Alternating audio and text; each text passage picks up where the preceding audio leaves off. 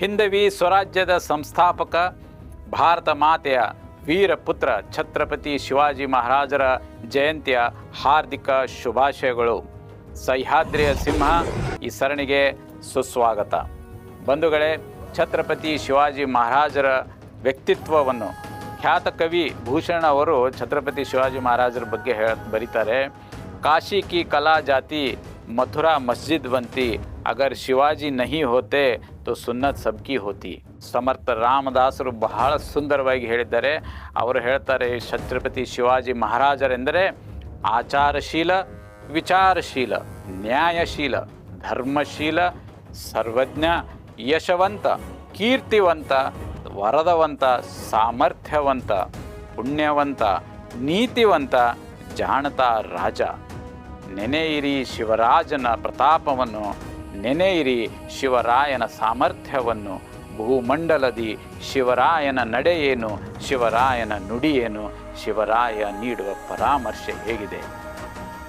ಬಹಳ ಸುಂದರವಾಗಿ ಸಮರ್ಥ ರಾಮದಾಸರು ಶಿವಾಜಿ ಮಹಾರಾಜರ ಬಗ್ಗೆ ವರ್ಣಿಸಿದ್ದಾರೆ. ಒಬ್ಬ ಅವತಾರ ಪುರುಷನಲ್ಲಿ ಇರಬೇಕಾದಂಥ ವಿಶೇಷ 3 ಗುಣಗಳು ಅವು ಎಲ್ಲ ಛತ್ರಪತಿ ಶಿವಾಜಿ ಮಹಾರಾಜರಲ್ಲಿತ್ತು. ಅವೇನು ಅಂತಂದರೆ ಉಜ್ವಲವಾದಂಥ ಸಾಧನೆ, ಉತ್ಕೃಷ್ಟ ನೈತಿಕತೆ ಮತ್ತು ಯಶಸ್ವಿ ಗುರಿ ಸಾಧನೆ.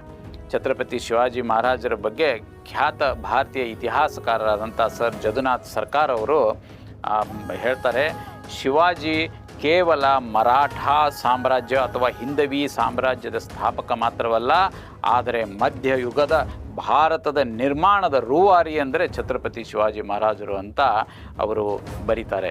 ಬಂಧುಗಳೇ, ಸ್ವಾಮಿ ವಿವೇಕಾನಂದರು ಶಿವಾಜಿ ಮಹಾರಾಜರ ಬಗ್ಗೆ ಹೇಳ್ತಾರೆ, ಕಾಡಿನ ಮರಗಳಿಗೆ ಕಾಳ್ಗಿಚ್ಚಿನಂತೆ, ಚಿಗರೆಯ ಗುಂಪಿಗೆ ಚಿರತೆಯಂತೆ, ಮದ್ದಾನೆ ಹಿಂಡಿಗೆ ಮೃಗರಾಜನಂತೆ, ಇರುಳ ಕತ್ತಲಿಗೆ ಸೂರ್ಯನಂತೆ, ಕಂಸನಿಗೆ ಕೃಷ್ಣನಂತೆ, ಮ್ಲೇಚ್ಛರ ವಂಶಕ್ಕೆ ಈ ಸಿಂಹ ಸದೃಶ ರಾಜನಿದ್ದಾನೆ ಅಂತ ಸ್ವಾಮಿ ವಿವೇಕಾನಂದರು ಹೇಳ್ತಾರೆ. ಬಂಧುಗಳೇ, ಬ್ರಿಟಿಷ್ ವಿಶ್ವವಿದ್ಯಾಲಯದ ಅಧ್ಯಾಪಕ ಖ್ಯಾತ ಚರಿತ್ರಕಾರ ರಾಬ್ಲಿನ್ಸನ್ ಅನ್ನುವರು ಬರೀತಾರೆ, ಛತ್ರಪತಿ ಶಿವಾಜಿ ಮಹಾರಾಜರ ಬಗ್ಗೆ ಬರಿತಾ ಅವರು ಹೇಳ್ತಾರೆ, ಶಿವಾಜಿ ಮಹಾರಾಜರ ಯುದ್ಧ ಯೋಜನೆಗಳು ನಿಗೂಢವೂ ಮತ್ತು ಭಯಾನಕವೂ ಕೂಡ ಆಗಿದ್ದವು.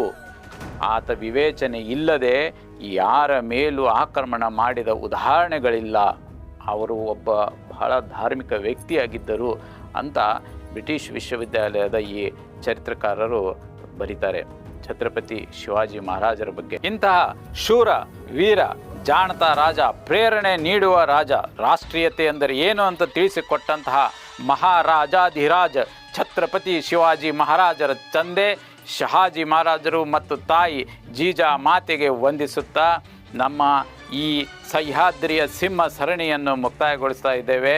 ನಮಸ್ಕಾರ ಬಂಧುಗಳೇ, ಜೈ ಶಿವರಾಯ್.